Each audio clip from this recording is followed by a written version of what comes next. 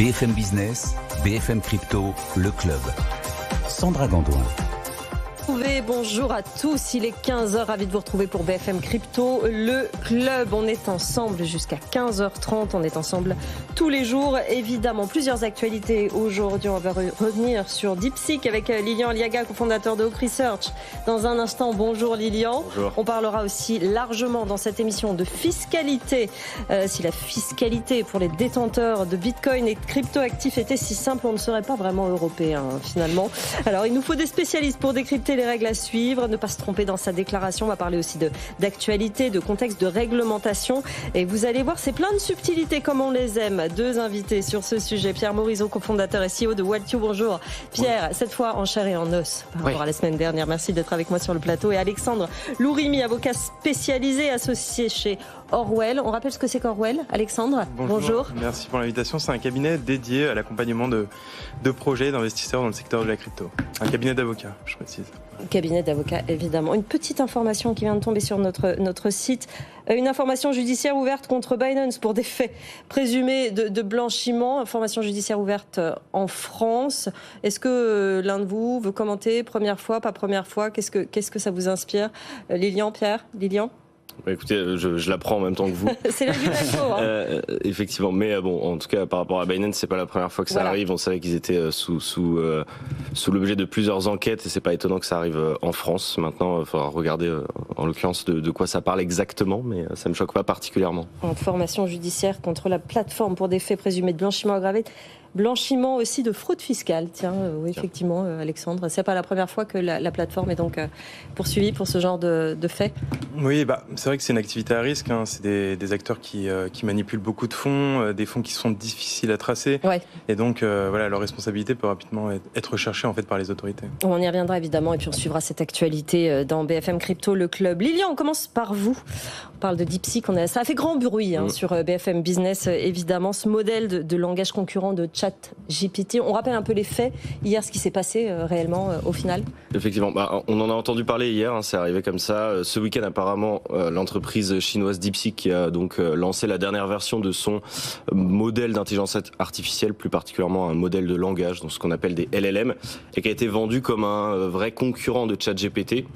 Et ça a fait énormément parlé, ça a aussi énormément impacté les marchés financiers, notamment le secteur de la tech aux États-Unis et particulièrement Nvidia qui, je crois, clôture la journée hier sur une baisse de 17 ou 18%. C'est quasi 600 milliards de dollars de valorisation qui sont évaporés comme ça en une journée. C'est historique, c'est la première fois que ça arrive pour Nvidia. Et les raisons, c'est que donc ce modèle serait, je dis bien soi-disant, parce qu'aujourd'hui on commence déjà à voir des bunkages de certaines des caractéristiques de ce modèle, mais il serait beaucoup moins coûteux à développer que ChatGPT. La version GPT-4 aurait coûté une centaine de millions de dollars. Celle de DeepSeek aurait coûté moins de 5 milliards de dollars. Bon, on est déjà en train de revenir là-dessus, soi-disant certaines des machines GPU auraient été cachées par l'entreprise chinoise.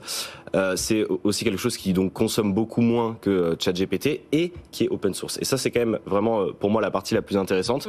OpenAI, dans leur volonté à un moment donné, c'était de rendre ce code open source. Actuellement, ça ne l'est pas.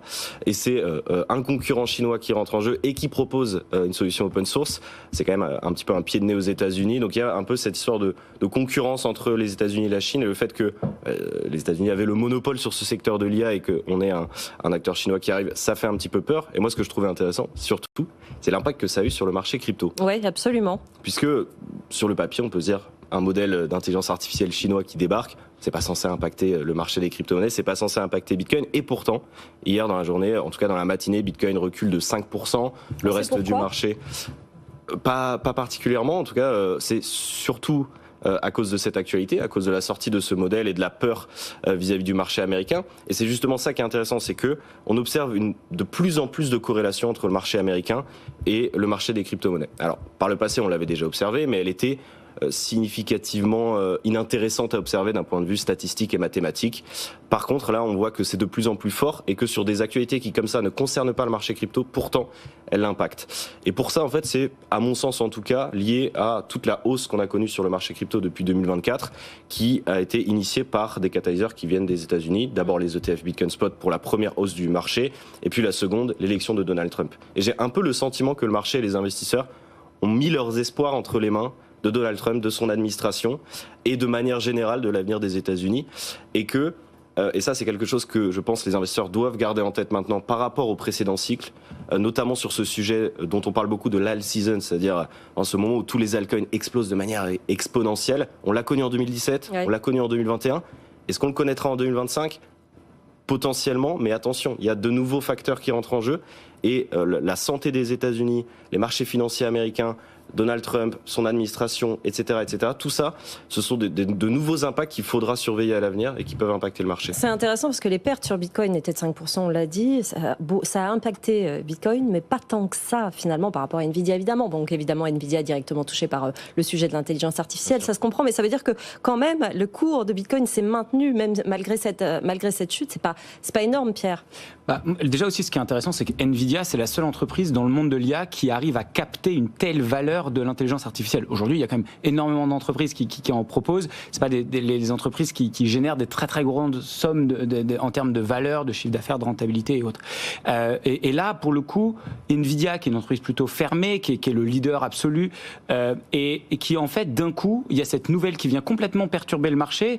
On aurait peut-être besoin de moins. Alors en effet, ça a été un peu contredit par une vidéo qui a tourné, qui est comme quoi ils auraient caché donc des processeurs, mais il y a en effet cette nouvelle qui est très intéressante. A-t-on besoin vraiment d'avoir autant de puissance de calcul, d'investir autant de dizaines, centaines, millions, milliards en puissance de calcul pour faire tourner des modèles d'IA aussi complexes? En tout cas, voilà ce qu'on a pu voir sur le marché. Lilian ? Et pour peut-être fermer le sujet là-dessus, ce que je trouve intéressant aussi, c'est qu'au-delà de l'impact que ça a eu sur le marché, il y a, on va dire, un grand secteur qui se développe aujourd'hui dans l'industrie des cryptos autour de l'intelligence artificielle, autour notamment de la décentralisation de ces GPU, de cette puissance de calcul pour permettre de faire tourner des modèles d'intelligence artificielle de manière décentralisée, en répartissant et en optimisant la puissance de calcul.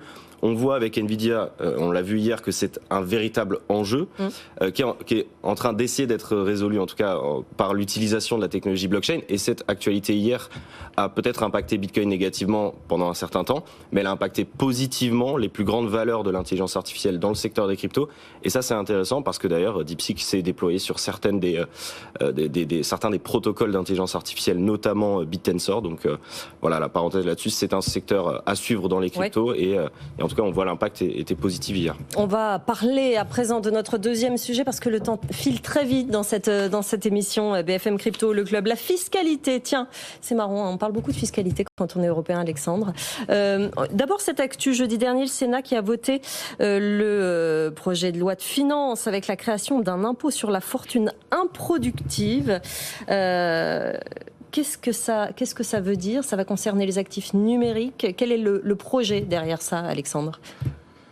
Le projet, c'est une sorte de, finalement, rétablissement de l'ISF, puisque avant 2017, le secteur crypto s'en souvient pas tellement, vu les réactions sur Twitter, mais les cryptos étaient déjà assujettis à un impôt sur la fortune.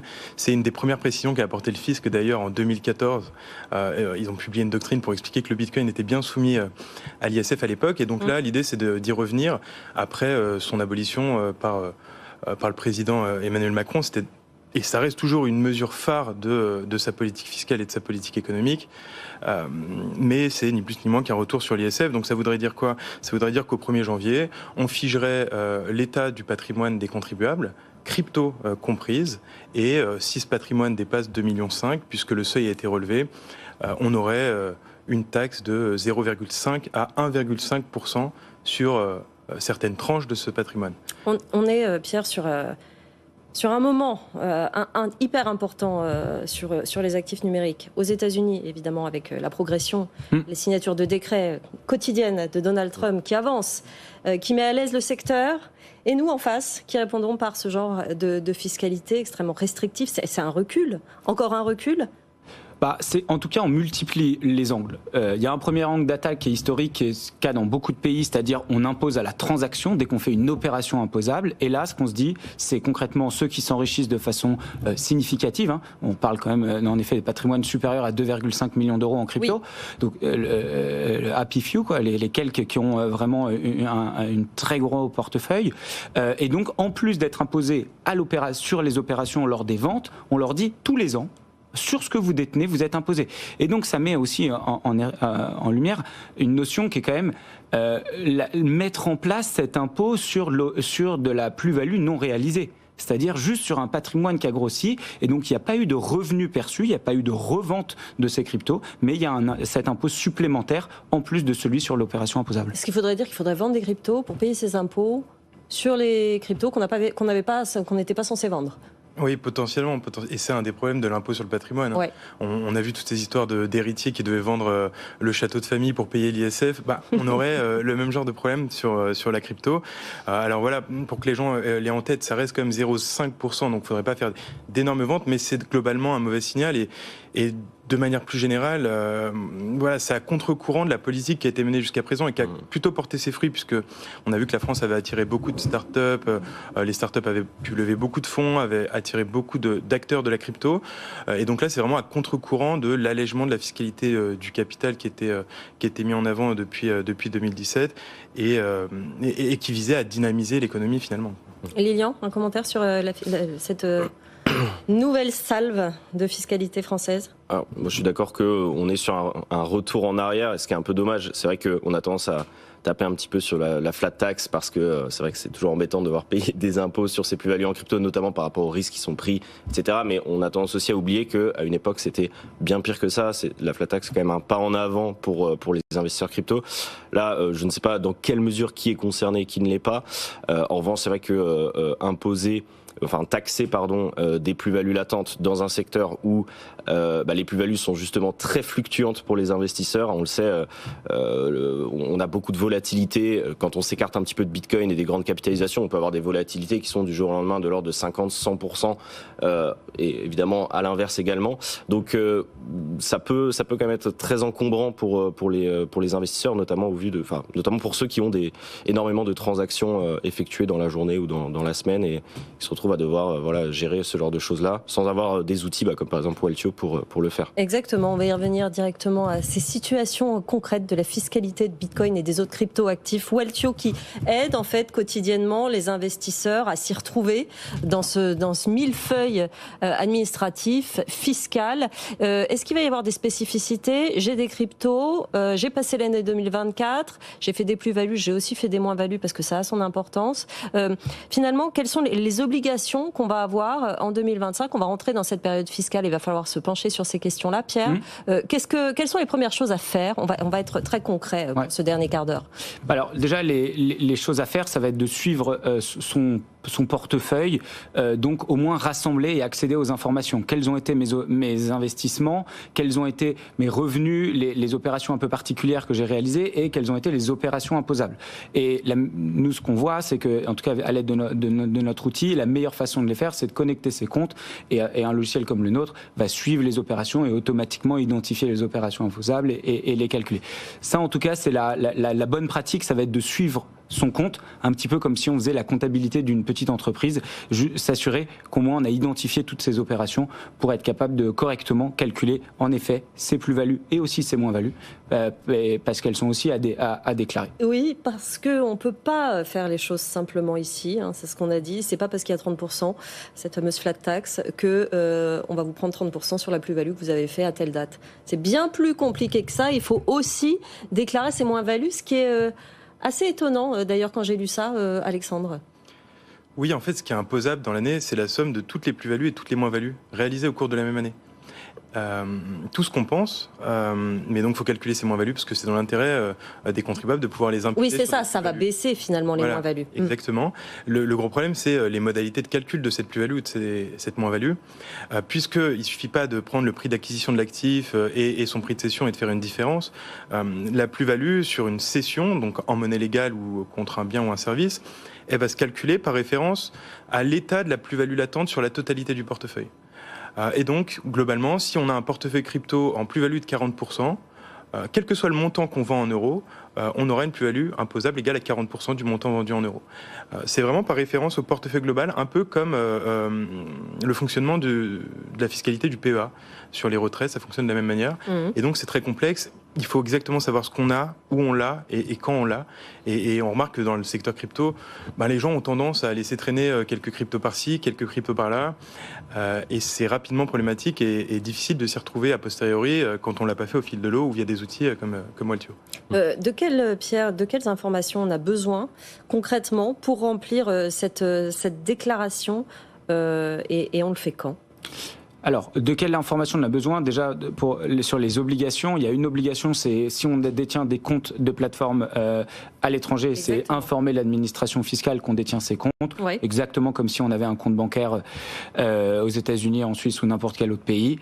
Et la deuxième obligation, c'est lorsqu'on fait une vente imposable, informer l'administration fiscale de cette vente imposable et donc calculer un certain nombre d'informations, enfin de données sur justement cette vente imposable. Et donc, de quelle information on a besoin pour réaliser ces deux obligations ? La première, ces comptes, on est souvent au courant quels sont les comptes. Il y a des on a des historiques sur ces comptes, sur toutes les plateformes ?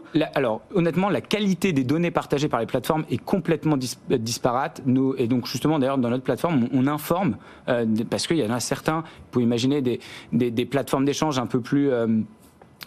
très loin de la France et dont la réglementation ou dont l'aide au suivi est pas leur priorité. Oui. Vraiment, il y a des écarts assez forts dans la capacité à lire et accéder aux données de transaction entre les plateformes. Mais donc, donc en gros, on a besoin de connaître les opérations d'investissement et les opérations de vente. Le plus facile, c'est aussi d'avoir l'intégralité de ces opérations parce que comme ça, on est capable de valoriser son patrimoine au moment de chaque vente imposable. Donc, de façon générale, ça reste quand même très souvent le plus simple. Mais le minimum, c'est de connaître, lorsqu'on a fait une vente, tout son patrimoine crypto, de connaître sa valeur et d'identifier toutes les opérations d'investissement. Donc, si on a fait un DCA, c'est-à-dire un investissement programmé, chacune de ces opérations et aussi toutes les opérations imposables. Est-ce que vous conseilleriez d'être sur plusieurs plateformes, en l'occurrence, de gérer ces cryptoactifs, Bitcoin et autres, sur plusieurs plateformes ou de rester plutôt sur une, Alexandre ? Fiscalement, une seule est largement suffisante. Après, chacun fait comme il peut en fonction de ce qu'il a fait en termes de transactions. Mais c'est vrai que fiscalement, moins on a de support de détention, plus c'est simple. Et ce qu'a dit Pierre sur la déclaration des comptes à l'étranger, c'est fondamental. Il y a beaucoup de gens qui l'oublient. Il faut le faire chaque année. Même si on l'a fait une année, il faut le répéter. Cette déclaration, il faut la répéter chaque année pour le même compte. Et c'est super important puisque dans le cadre du projet de loi de finances, là, pour le coup, c'est quasiment sûr que ce sera adopté, contrairement à l'impôt sur la fortune. On va y avoir des renforcements des pouvoirs de l'administration fiscale, notamment en cas d'absence de déclaration de compte à l'étranger, avec des pénalités de 80% si on a des plus-values encaissées sur ses comptes, avec une extension du délai de reprise de l'administration à 10 ans au lieu de 3 ans. Donc il y a toute une série de mesures qui vont justement venir en cas d'absence de déclaration de ses comptes. Est-ce que l'investisseur en crypto, l'investisseur en Bitcoin va être suffisamment informé, est même actuellement suffisamment informé de tous ces changements ? On a l'impression quand même que ça se fait un peu pas à pas. Il vaut mieux se faire accompagner. Non, Lilian, vous n'êtes pas d'accord ? C'est justement aussi, on a quand même deux des acteurs qui travaillent le plus à essayer de faire passer cette information-là dans le secteur crypto. Et pour avoir travaillé avec Cryptost auparavant, donc qui est un des principaux médias de l'écosystème et du paysage médiatique, on a eu l'occasion de beaucoup travailler ensemble pour essayer de faire passer ce message-là. Et je pense que, alors, sans vouloir attaquer directement ceux qui ne le font pas, mais ceux qui ne déclarent pas ces comptes à l'étranger, ceux qui ne déclarent pas leur plus-value, c'est plus une volonté de ne pas le faire plutôt que de ne pas le savoir, parce que si vous lisez régulièrement les médias, normalement vous avez vu passer ces informations-là de plusieurs fois et chaque année finalement. Et les contrôles sont fréquents. Comment ça se passe lors d'un contrôle ? Mais de plus en plus. Après, pour rebondir sur ce que tu disais, Lilian, il y a savoir, il y a plein de gens qui essayent, mais après il y a savoir le faire, parce que c'est extrêmement complexe. Finalement, le calcul, ça paraît simple sur le papier, mais dès qu'on rentre dans un peu de complexité, qu'on a fait 2-3 sessions, si on n'a pas fait une terminale S, ES, c'est déjà compliqué, quoi. Et franchement, on se rend pas compte de la complexité du régime. Parfois, je parle justement avec des vérificateurs des finances publiques qui me disent, nous-mêmes, on a du mal à comprendre le fonctionnement de ce régime. Mais c'est pour ça que je pose la question, parce que les contrôles sur les finances traditionnelles, ça, évidemment, ils savent très bien faire, mais est-ce que finalement, les contrôleurs sont aussi assez bien formés, j'imagine qu'ils ont des spécialistes, mais assez bien formés et assez nombreux pour finalement suivre l'ambition du gouvernement sur la nouvelle fiscalité. C'est ça que je veux dire. Alors, ça c'est une très très bonne question. Je rebondirai simplement sur la complexité effectivement pour les investisseurs, parce que déjà on peut se dire que lorsqu'on a une plateforme, 2 plateformes d'échange sur lesquelles on stocke nos cryptos, peut-être un hardware wallet comme Ledger en plus, déjà ça semble compliqué de devoir tout déclarer. Imaginez les investisseurs en crypto qui utilisent directement des portefeuilles numériques, qui utilisent divers protocoles sur divers réseaux. On a actuellement des dizaines et des dizaines de réseaux. Pour ma part, je suis positionné sur au moins une trentaine d'entre eux. Quand il faut déclarer tous ces portefeuilles, ça devient quelque chose d'extrêmement compliqué. Pour l'avoir déjà fait, je peux vous l'assurer que on y passe des heures et des heures, et même avec des outils comme Waltio par exemple, on s'arrache des cheveux. En revanche, après, par rapport aux personnes qui viennent donc surveiller tout cela, techniquement, on a des outils qui sont disponibles comme Chainalysis par exemple, qui d'ailleurs eux-mêmes donnent des informations sur ce sujet. On sait que l'année dernière, ils ont publié un rapport pour donner l'état du nombre de fraudes fiscales qui a eu lieu en France et du nombre de personnes qui ont fraudé, parce qu'ils ont les outils nécessaires. Tout est stocké dans la blockchain. Ouais. Pourtant, étonnamment, j'ai pas le sentiment qu'on ait de la part du fisc une vraie volonté d'aller utiliser ces outils-là pour essayer d'aller chercher les infos. Alors, d'une certaine manière, tant mieux pour ceux qui s'en cachent. Les contrôles fiscaux, nous, on les voit commencer depuis quelques mois. Jusqu'à présent, c'était pas tellement le cas. Après 2024, ça a été l'année d'acquisition de la prescription de 2021, qui était aussi une grosse année, donc ça a commencé. Et il y a aussi un enjeu de rentabilité dans le contrôle fiscal. Donc, un vérificateur peut pas déployer les moyens du FBI pour aller récupérer quelques plus-values. Donc, ils font avec ce qu'ils ont, et il faut avoir en tête aussi que l'administration fiscale, les vérificateurs, c'est plusieurs dizaines de milliers de personnes. Tout le monde ne peut pas être formé au même niveau. Et donc, effectivement, on a quelques agents qui sont super spécialisés, mais qui vont être réservés pour les grosses affaires et pas pour les 10% de particuliers qui détiennent des cryptos en France. Quoi. Pierre. Non, c'est vrai, l'enjeu économique, il est hyper pertinent, et d'ailleurs, heureusement qu'un vérificateur de l'administration fiscale ne va pas passer 2 semaines pour un contribuable qui a gagné 200 € ou 500 €. Heureusement, sinon on serait vraiment sur l'absurdité totale. Donc, en effet, plus le gain est important, plus le risque est conséquent en cas de non-déclaration, et heureusement, enfin pour on va dire le bien-être économique de notre pays, que les contrôleurs se concentrent sur les gains entre guillemets les plus importants. Oui, après. Nous, on a la sensation des retours de nos clients qu'il y a quand même une progression l'administration fiscale. Évidemment, l'intégralité des protocoles n'est pas compris, mais il y a une meilleure compréhension qu'il y a quelques années, et notamment des personnes en région, enfin en dehors, enfin partout en France, et pas que l'organe central de la DGFiP. Et donc, il y a une meilleure compréhension du régime fiscal et des moyens. Est-ce que c'est fait sur Excel? Est-ce que c'est fait via des outils type Chainalysis ou autre? Je vous cache, j'ai pas la réponse, mais en tout cas, on sait que dans certains pays, ça a été public, mais les États-Unis avaient acheté 660 licences à Chainalysis pour leurs contrôleurs. Donc, oui, c'est ça. C'est de plus en plus fréquent. Ils s'organisent eux aussi. On a une question de Romain qui nous suit beaucoup et qui veut lancer son Memcoin. Il est étudiant en première année d'école de commerce. Et une question fiscale pour vous. Quelles sont les obligations fiscales, notamment en matière de TVA, pour les créateurs de Memcoin? Alexandre. C'est extrêmement compliqué la fiscalité des Memcoins, parce que on n'est pas... on est techniquement dans un gain en capital, puisque finalement les Memcoins sont émis via des pools de liquidités, donc on peut se dire que c'est des trades crypto contre une autre crypto, mais on est sur des trades réalisés par le créateur du jeton. Donc on a un risque qu'une fiscalité sur les revenus professionnels s'applique. En gros, le barème progressif sur la valeur de vente de ces Memcoins, y compris si ces Memcoins sont vendus en crypto.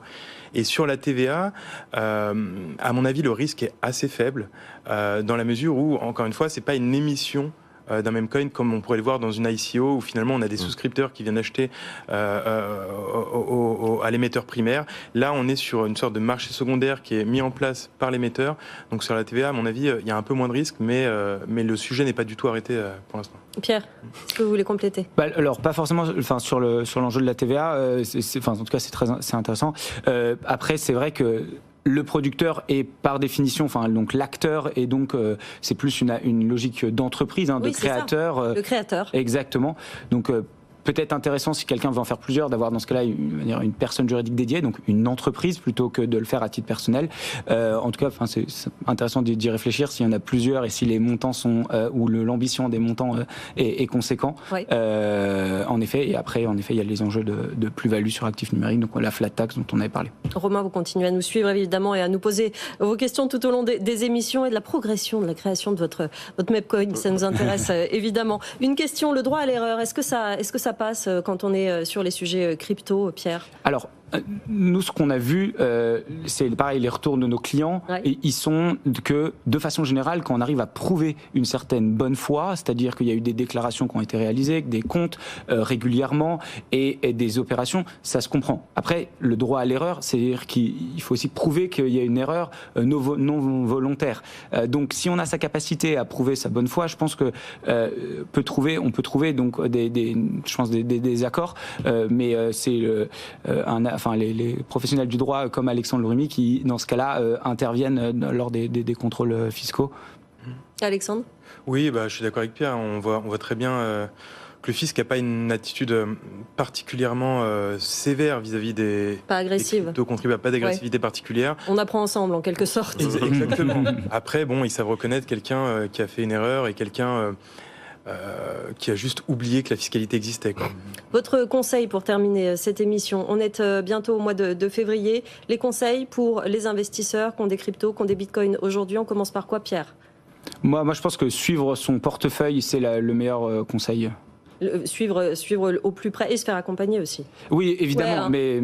D'après tout ce qu'on a dit là, ça donne très très envie de se faire accompagner, de ne pas laisser ça au hasard. Alexandre ? Ça rejoint ce que dit Pierre, c'est avoir une bonne hygiène finalement numérique et financière, ne pas multiplier les plateformes et garder de la traçabilité sur toutes ces opérations. Ne pas faire l'autruche, comme tout ce qui est fiscalité. Lilian ? Prendre le plus tôt possible de suivre tous ces portefeuilles, parce que quand vous en avez des dizaines et des dizaines, c'est déjà trop tard pour le faire.